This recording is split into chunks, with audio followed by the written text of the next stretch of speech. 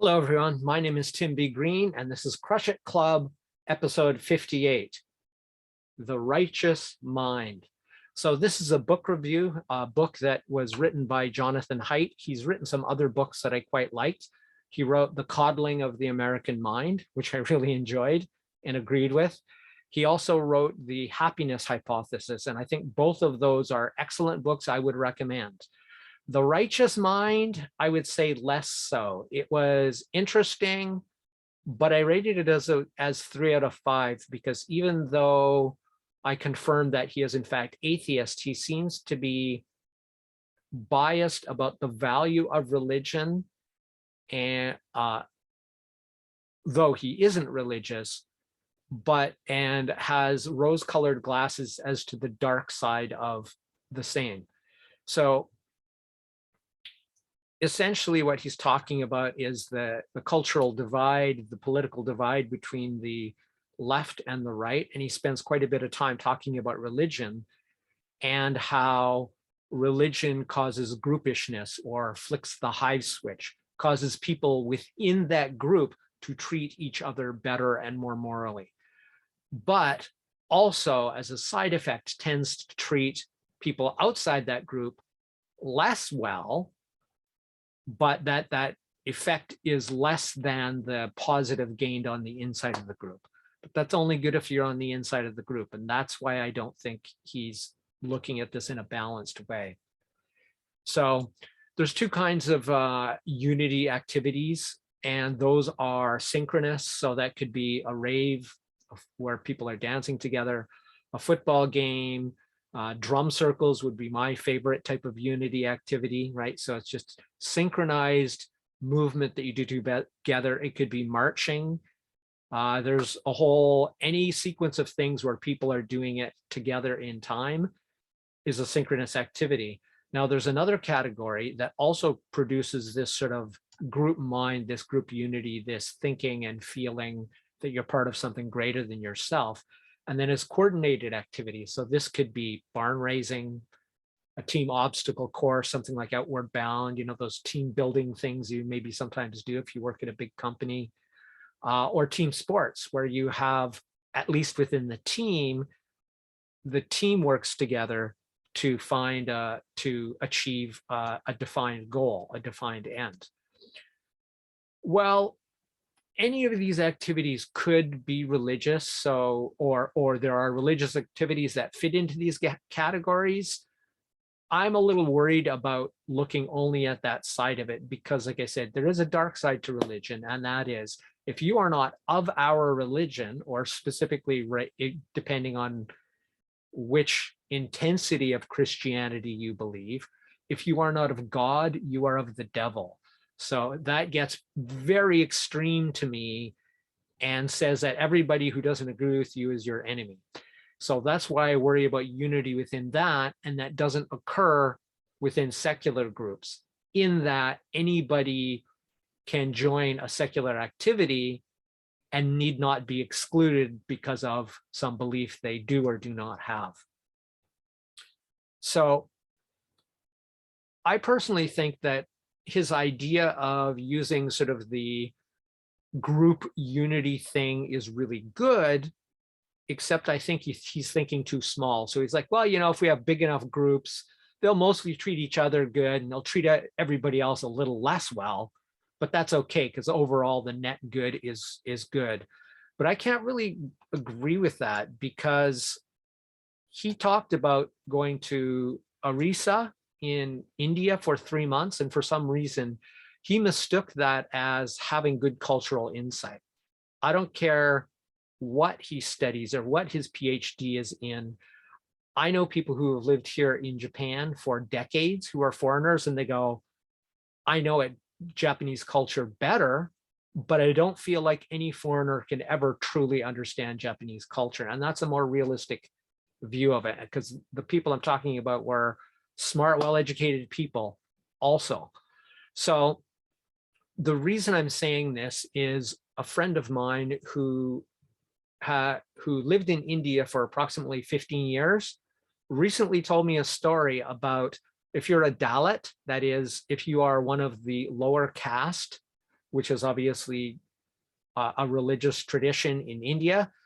If you're part of that lower caste and you walk down a path that is designated for anybody other than yourself, that is, if you walk down a path that's designated for somebody of a higher caste, you will be killed, chopped up, and left on the side of that path as a warning to others what will happen to anybody who violates that.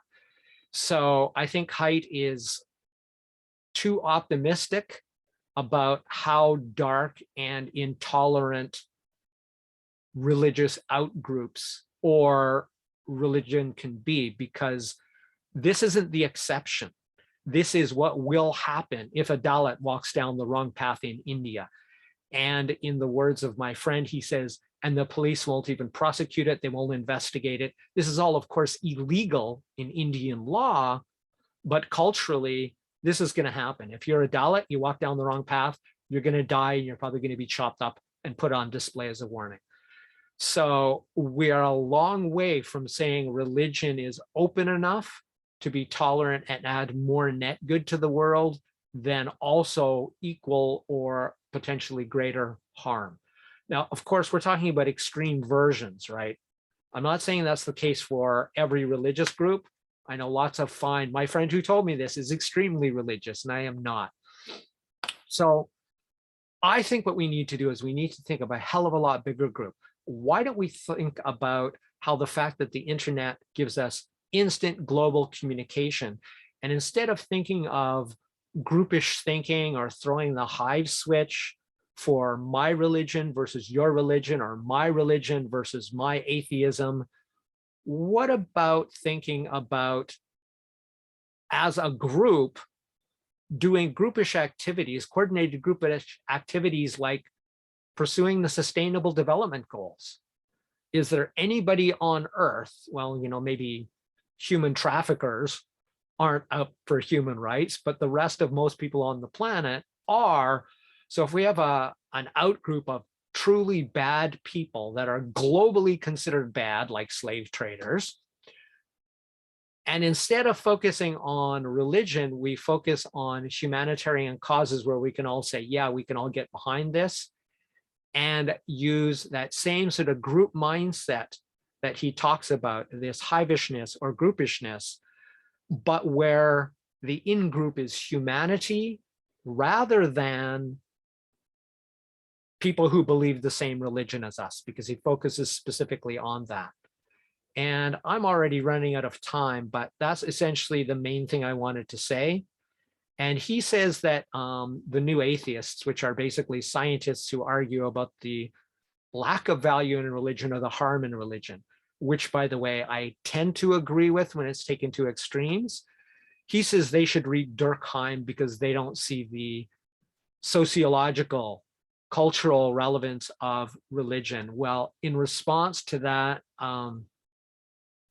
Jonathan Haidt, I think you need to read Tina Rosenberg's Join the Club, where it shows group activity, group consciousness being produced outside of religion without people getting chopped up or anything like that. So I think there are better ways, that there should be alternatives to, not just saying that religion is the only way to do this. And let's see what else here. Yeah, that pretty much covers it. But here's what I really like. Like, he's, as I said, an atheist himself.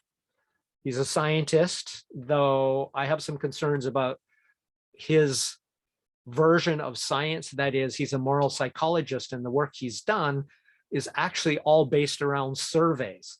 That means you say, what do you think you would do in this situation? And you write it down. What that opens up is a huge can of worms called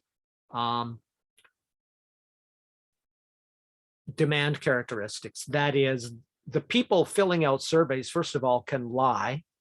There's no way to stop that. And the very fact that you're filling out a survey or writing answers, even anonymously, you write the answers you think either people want to hear or the values that you claim to hold. but maybe don't adhere to in action. So demand characteristics are a big problem of the way of surveys. Anything where people have to just give a response and an opinion lacks a lot of objectivity. So, but here's what I really love though, is he says that both the political left and right are both wrong and both right. They have things to learn from each other and they should learn it from each other. And to create, and that we need the balance between both sides of the political spectrum. And he implores people to starting positive exchanges with people they may disagree with politically, but start on subjects with common ground, and then gently move to subjects where you may challenge them in a respectful way so that everybody could come together. I think this is a huge issue worldwide, but especially in the US. I'm Canadian, but the same kind of thing is happening there. Don't really love it. So really what this comes down to is let's think more globally about what an in-group could be, like humanity versus COVID-19. How's that? COVID-19 is the enemy. We can treat it badly. And I love what he says about just being open to other people and just being accepting of differences rather than critical of differences. I know it's kind of a hippie ideal, but the groupish activities we're talking about can help get us there. So this book overall, too biased towards religion, especially for somebody who's an atheist, regarding creating group unity, which need not have religion involved, though it can be. So I think it should be encouraged from both sides, both a secular groupishness and religious groupishness, if you have religious faith. That's it for a little bit of an extended version of the book review of The Righteous Mind. This has been 𝗥cie Club, episode number 58. My name is Tim B. Green. Bye for now.